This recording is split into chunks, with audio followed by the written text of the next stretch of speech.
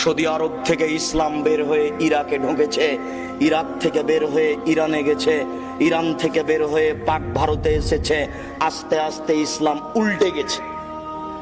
উল্টে যাওয়া ইসলাম, উল্টে যাওয়া মানুষের হাতে থেকেছে 750 বছর। ওরা চলে গেলে যাদের হাতে থেকেছে তাদের নাম ইংরেজ।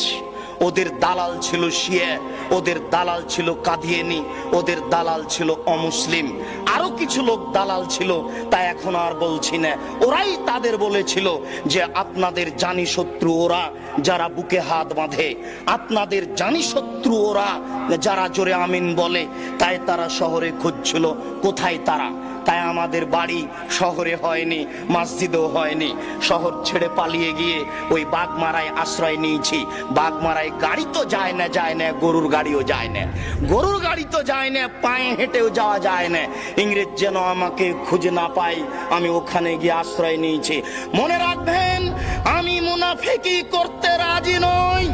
আপনার এই কাজ দেখলে আমার খুব কষ্ট হয়।